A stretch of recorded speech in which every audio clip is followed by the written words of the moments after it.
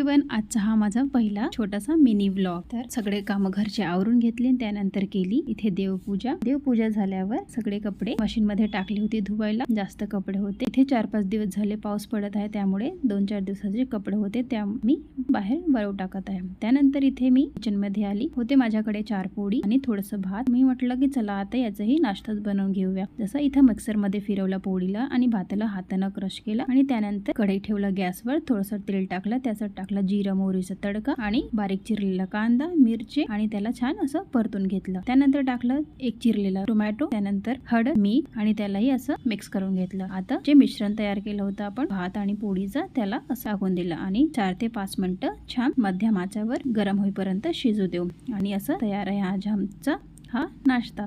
तर आजचा माझा मॉर्निंग रुटीन ब्लॉग तुम्हाला कसा वाटला, व्हिडिओला लाईक शेअर आणि फॉलो करा। तर काय तुमच्याकडे हा नाश्ता बनतो हा कमेंट मध्ये नक्की सांगा।